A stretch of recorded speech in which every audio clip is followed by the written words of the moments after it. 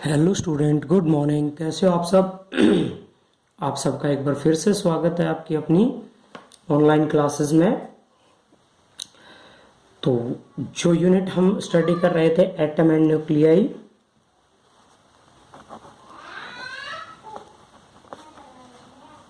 And nuclei, atom and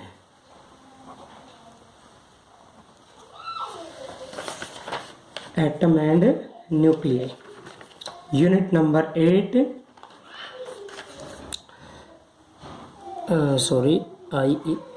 atom and nuclei.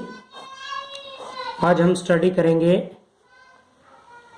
Nuclear fusion process, nuclear reactor के बारे में। तो एक बार फिर से थोड़ा रिवाइज करते हैं। रेडियो एक्टिव एलिमेंट्स के अंदर हमने अल्फा डीके के बारे में पढ़ा था। What is mean by the alpha decay? क्या होता है alpha decay? The process of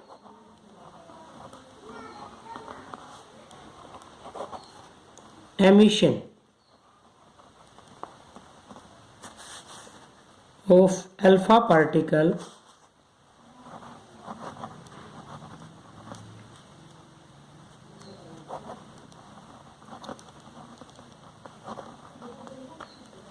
from an element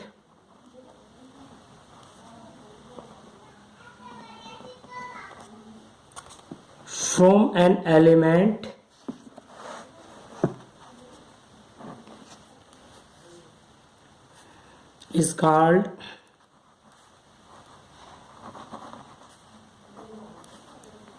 alpha decay.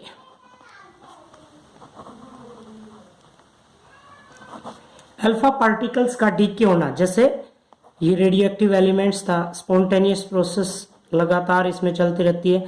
Alpha particle, beta particle, gamma particles emit होते हैं। तो ये प्रोसेस अल्फा पार्टिकल्स का डीके होने की जो प्रोसेस है, क्या कहलाती है? Alpha decay. होता क्या इसमें? मेनली अपने पास जो जर्नल इक्वेशन है क्या आएगी, ये आपने याद रखनी है कि कोई भी एलिमेंट था, कोई भी सब्सटेंस था जिसका Z एटॉमिक नंबर था, A एटॉमिक मास था। जब उसमें से अल्फा पार्टिकल डीके होता है, इसमें से अल्फा पार्टिकल डीके होता है, तो इसके एटॉमिक मास में से तो 4 कम हो जाएगा, A-4, और एटॉमिक नंबर में से 2 कम, और नया पार्टिकल बन गया Y। ठीक है, ये आगे आपके पास क्या? अल्फा डीके प्लस में एक अल्फा पार्टिकल जिसका एटॉमिक नंबर 2 और एटॉमिक मास या हीलियम एटम इसमें से एमिट हो जाता है, एमिशन हो जाता है। तो ये क्या कहलाएगा? आपका अल्फा डीके। ठीक है, नेक्स्ट आपके पास आता है बीटा डीके।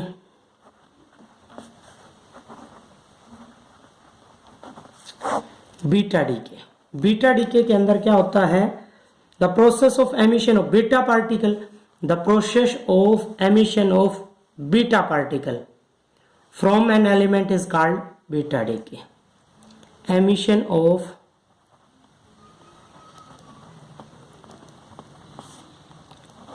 Beta particle. अब बीटा पार्टिकल में होता क्या है? एक इलेक्ट्रॉन्स निकल जाता है। जैसे ये था आपके पास कोई भी एलिमेंट, Z जिसका एटॉमिक नंबर है, A एटॉमिक मास है, तो न्यू जो एलिमेंट बनेगा उसमें आपके पास इसमें से एक आपके ऐड हो गया, एटॉमिक मास सेम रहा, और बीटा पार्टिकल, या ये कह सकते हैं कि एक इलेक्ट्रॉन बाहर निकल गया, प्लस में क्या वो अमाउंट में एनर्जी रिलीज हो जाती है। This is the general equation of beta particle. तो क्या ध्यान रखना है कि जब अल्फा डीके होता है तो एटॉमिक नंबर में से 2 कम और एटॉमिक मास में से 4 कम। बीटा डीके जब होता है तो एटॉमिक मास सेम और एटॉमिक नंबर में 1 इंक्रीज हो जाता है। गामा डीके,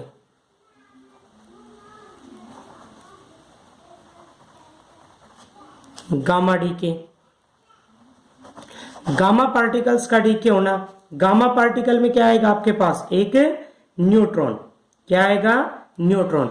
जिसमें एटॉमिक मास A है, एटॉमिक नंबर Z है, चेंज टू सेम रहेगा, ना कोई मास नंबर में चेंज हुआ ना ही एटॉमिक नंबर में चेंज हुआ, बट एक न्यूट्रॉन जो है या गामा पार्टिकल जो है वो एमिट हो गया, प्लस में एनर्जी यहां से रिलीज होगी, जिसको हम कह सकते हैं कि कितनी एनर्जी, क्या वो अमाउंट के अंदर 1.17 मिलियन इलेक्ट्रॉन वोल्ट। जैसे फॉर एग्जांपल यदि कोबाल्ट है आपके पास, जिसका एटॉमिक नंबर है आपका 27, मास 60, इसमें से बीटा डीके हम करते हैं। बीटा डीके देखिए, बीटा डीके जब करेंगे तो इसमें एक इंक्रीज हो गया 28 किसका एटॉमिक नंबर है, निकल का, atomic mass same plus beta decay, beta particles यहां से एमिट हो गया। अब इसके बाद आपका क्या आ जाएगा, गामा डीके। तो क्या ध्यान रखना है कि गामा डीके जो है वो बीटा डीके होने के बाद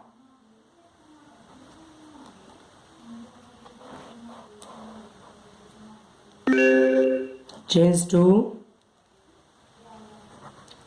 ना ही एटॉमिक नंबर में कुछ चेंजमेंट हुआ और ना ही एटॉमिक मास में चेंज होगा, प्लस में गामा पार्टिकल्स बाहर, प्लस कितनी एनर्जी 1.17 मेगा इलेक्ट्रॉन वोल्ट। ठीक है, तो ये हमने पढ़ा alpha decay, beta decay, gamma DK.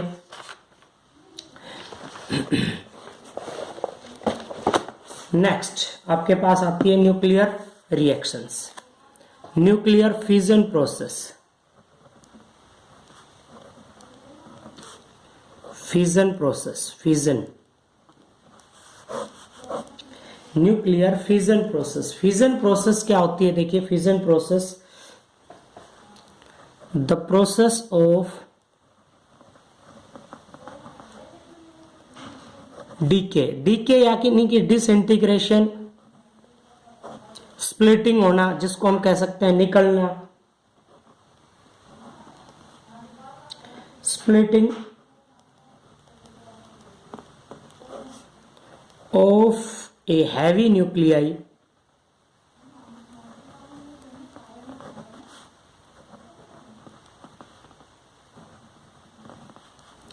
into two or more nuclei, two or more lighter nuclei।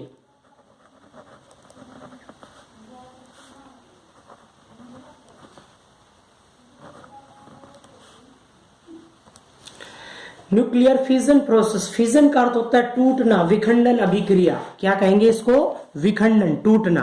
किसमें, एक हैवी न्यूक्लियस टूट के दो में डिवाइड हो गई। दिस प्रोसेस इज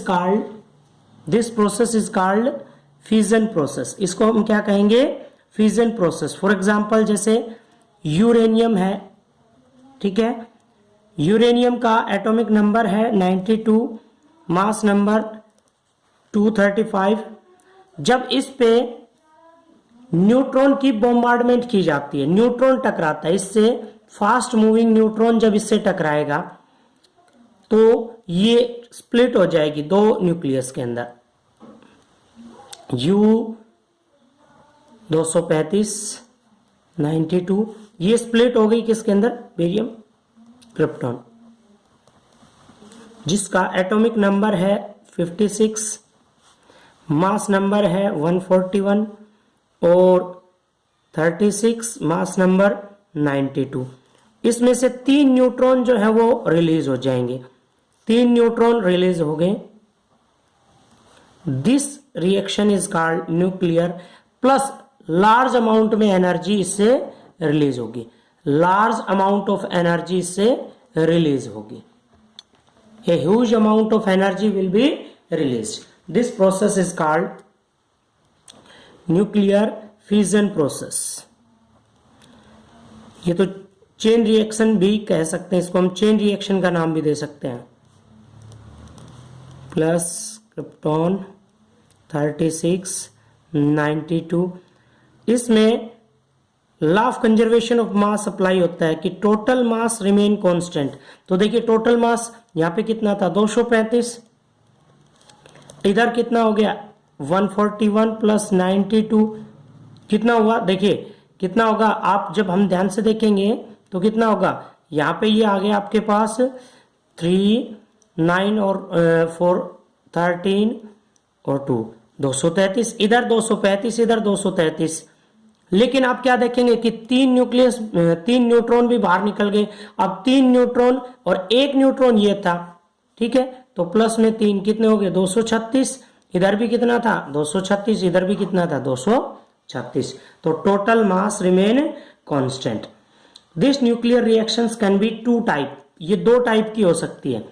ये न्यूक्लियर रिएक्शन जो है वो 2 टाइप की हो सकती है, कंट्रोल्ड और अनकंट्रोल्ड। एक तो अनकंट्रोल्ड चेन रिएक्शन जिसको हम कह सकते हैं अनकंट्रोल्ड, जिसके ऊपर हमारा कंट्रोल नहीं होगा। अनकंट्रोल्ड जिसका इस्तेमाल बम वगैरह बनाने में, एटॉमिक बम, अमेरिका ने हिरोशिमा और नागासाकी पे पहले एटॉमिक बम गिराए थे।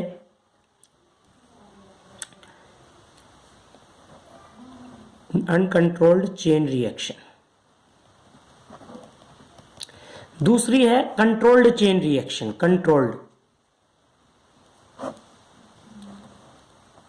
Controlled chain reaction. दूसरी रिएक्शन है आपकी controlled chain reaction, controlled chain reaction, ठीक है। अनकंट्रोल्ड चेन रिएक्शन में एटॉमिक बम जो है वो बनता है इसी बेस पे, और कंट्रोल्ड चेन रिएक्शन के बेस पे बनेगा न्यूक्लियर रिएक्टर। न्यूक्लियर रिएक्टर का इस्तेमाल ह्यूमन कंस्ट्रक्टिव पर्पस के लिए और अनकंट्रोल्ड का ह्यूमन डिस्ट्रक्टिव पर्पस के लिए। एक मनुष्य के कल्याण के लिए, एनर्जी वही है, एक मनुष्य के कल्याण के लिए और एक मनुष्य के विनाश के लिए। तो कंट्रोल्ड चेन रिएक्शन का इस्तेमाल ह्यूमन कंस्ट्रक्टिव पर्पस में करते हैं। दूसरी टाइप की रिएक्शन देखिए, सेकेंड टाइप की जो रिएक्शन है वो रिएक्शन आपके पास आती है nuclear fusion process.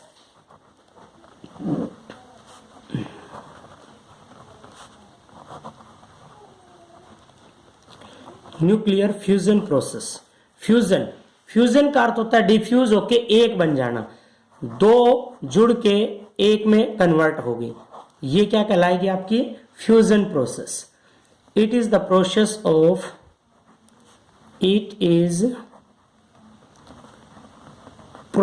Of two और more lighter nuclei, 2 or more lighter nuclei,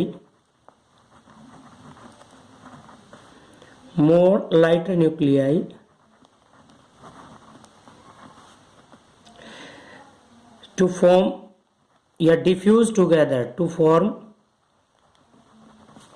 single nuclei।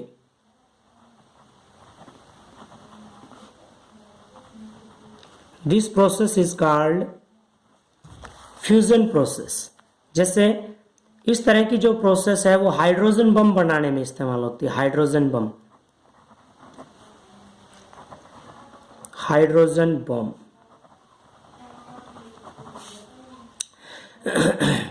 Hydrogen bomb क्या होगा कि 2 हाइड्रोजन मिलके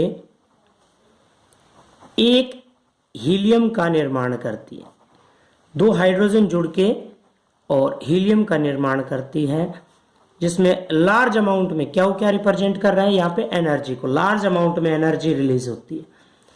फॉर एग्जांपल जैसे सन के अंदर है, सूर्य के अंदर एनर्जी कहाँ से आ रही है, इन सन के अंदर एनर्जी कहाँ से आ रही है, सन के अंदर प्रोटॉन साइकिल।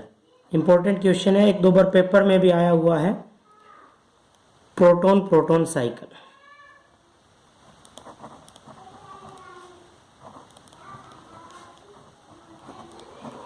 क्या होती है प्रोटॉन साइकिल, देखिए हाइड्रोजन के आइसोटोप्स हैं यहाँ पे,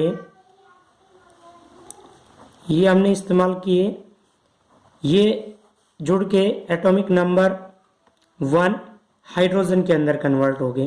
प्लस में एक क्या इसमें क्या रिलीज हुआ, यहां पे हम कह सकते हैं कि बीटा पार्टिकल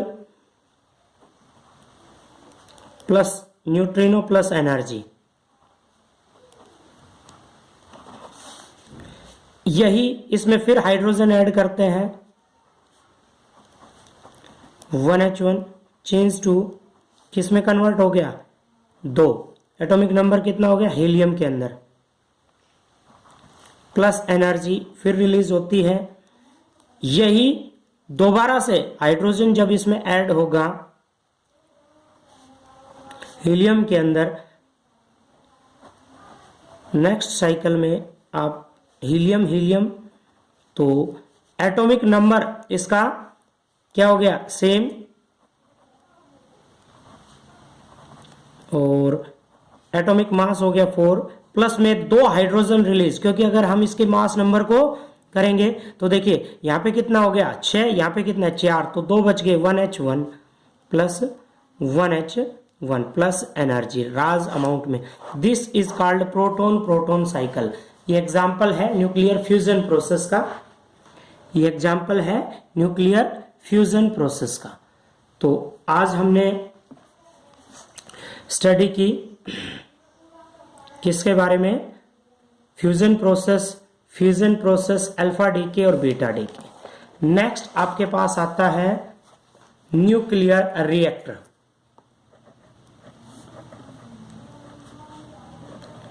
न्यूक्लियर रिएक्टर, यह भी एक इंपॉर्टेंट क्वेश्चन है। कैसे करते हैं इसको, तो देखिए सबसे पहले हम इसकी डेफिनेशन कि होता क्या है nuclear reactor.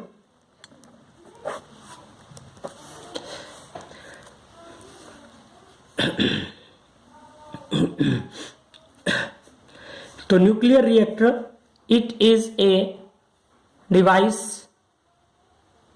which is use nuclear energy for human constructive purpose. It is a device, it produce energy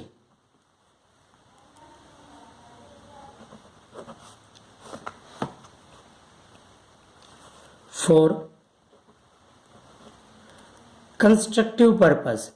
बम का इस्तेमाल तो डिस्ट्रक्टिव पर्पस विनाश के लिए किया जाता है, और रिएक्टर का इस्तेमाल कंस्ट्रक्टिव कल्याण के लिए, कंस्ट्रक्टिव पर्पस। इसका इस्तेमाल बिजली बनाने के लिए हम कर सकते हैं, इलेक्ट्रिसिटी जनरेट करने के लिए पर्पस। फिर इसका लिखेंगे प्रिंसिपल, किस बेस पे ये काम करता है। प्रिंसिपल, इसका जो प्रिंसिपल है वो क्या होगा, कंट्रोल्ड चेन रिएक्शन। किस बेस पे काम करता है ये, कंट्रोल्ड चेन रिएक्शन।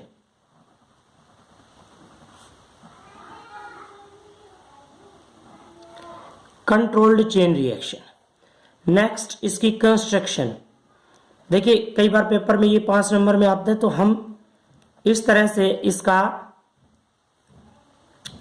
कंस्ट्रक्शन और कंस्ट्रक्शंस के पार्ट के बारे में हम डिटेल से लिखेंगे। तो सबसे पहला आता है इसके अंदर फ्यूल, नंबर 1 पार्ट पे आ जाता है न्यूक्लियर फ्यूल चैम्बर।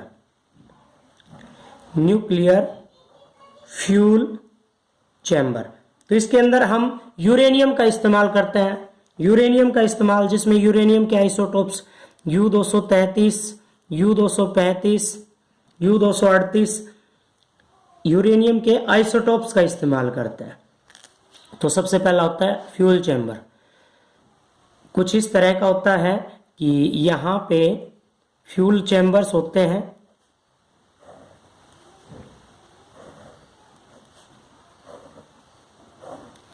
और ये फ्यूल चैम्बर मोटी कंक्रीट की लगभग 7 से 8 मीटर चौड़ी दीवारें होती हैं इसके अंदर, और यहाँ पे आपकी जो गैप है ये मोटी दीवारें हैं। 7 से 8 फीट की दीवार, मीटर की, सॉरी फुट नहीं मीटर, क्यों रखा जाता है? इसके पीछे रीजन ये है कि जब न्यूक्लियर फिजन प्रोसेस होती है, न्यूक्लियस टूटती है, हैवी न्यूक्लियस दो में स्प्लिट होती है, तो रेडिएशंस निकलते हैं। जैसा हमने पीछे पढ़ा था, अल्फा बीटा गामा रेडिएशंस निकलते हैं।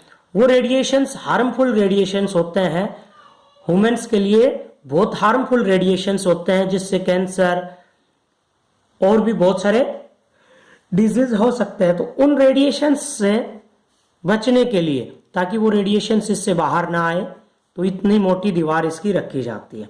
और ब्लास्ट जब होता है तो उस एनर्जी को भी यूज करने के लिए। फिर उसके अंदर रखा होता है, भरा होता है मॉडरेटर, यहां पे मॉडरेटर भरा हुआ होता है। अब ये मॉडरेटर क्या होता है? मॉडरेटर सेकंड जो पार्ट है वो होगा मॉडरेटर। मॉडरेटर होता क्या है? मॉडरेटर का जो काम है वो न्यूट्रॉन्स को स्लो करने का। हमने फ्यूजन प्रोसेस में पढ़ा था कि जब न्यूक्लियस टूटती है तो 3 न्यूट्रॉन्स बाहर निकलते हैं। इन न्यूट्रॉन्स की स्पीड को स्लो करने के लिए मॉडरेटर भरा जाता है इसके अंदर। और मॉडरेटर के अंदर क्या क्या हो सकता है? हैवी वाटर हो सकता है, ग्रेफाइट भी हो सकता है, हैवी वाटर, पैराफिन वैक्स भी हो सकती है, या ग्रेफाइट भी हो सकता है। नेक्स्ट है आपके पास कंट्रोल रोड। कंट्रोल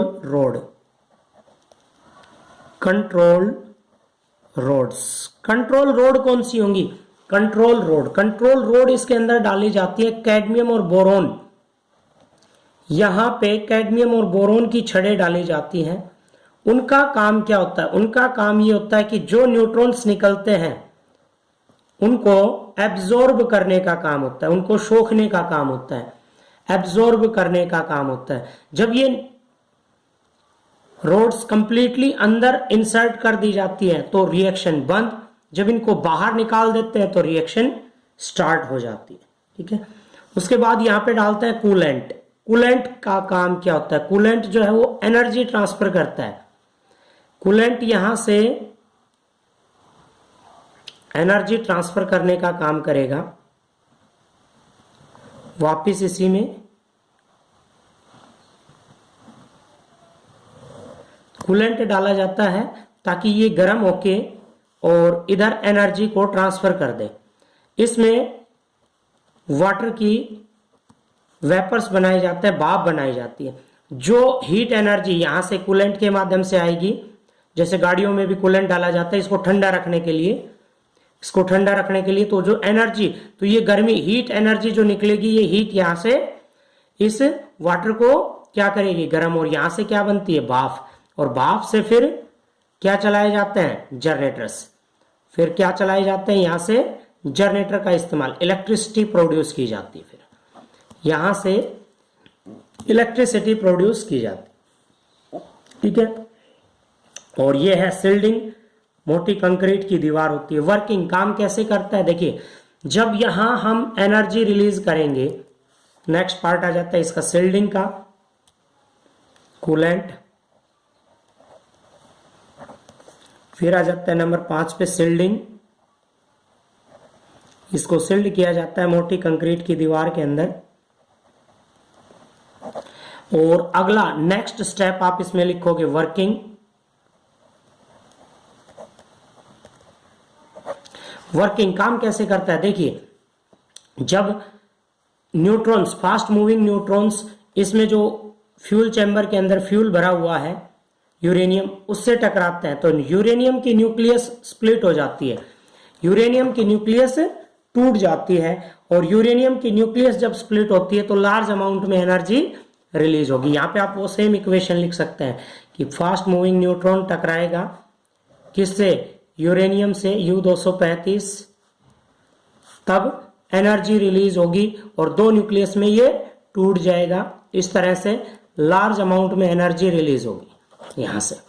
ठीक है, तो ये एनर्जी इस कूलेंट के माध्यम से इस पानी के चैम्बर में आएगी, यहां से भाप बनेगी और स्टीम से स्टीम इंजन चलाए जाते हैं जिससे इलेक्ट्रिसिटी प्रोड्यूस की जा सकती है। तो इसके यूज लास्ट में लिख दोगे यूज के अंदर हम क्या क्या लिख सकते हैं, इलेक्ट्रिसिटी प्रोड्यूस करने के लिए, और दूसरा एक इस्तेमाल हम इसमें न्यूट्रॉन्स जो निकल रहे हैं बाई प्रोडक्ट के रूप में, न्यूट्रॉन्स जो निकल रहे हैं उनका इस्तेमाल भी कर सकते हैं। रेडियो आइसोटोप्स बनाने के लिए जिनका इस्तेमाल दवाइयों में किया जाता है, न्यूट्रॉन की बीम कैंसर के ट्रीटमेंट के लिए इस्तेमाल कर सकते हैं। तो ये था आपका न्यूक्लियर रिएक्टर। इंपॉर्टेंट क्वेश्चन था। ये जो यूनिट थी आपकी कंप्लीट। फिर भी अगर किसी बच्चे की कोई प्रॉब्लम रहती है तो आप मेरे से व्हाट्सएप करके पूछ सकते हैं।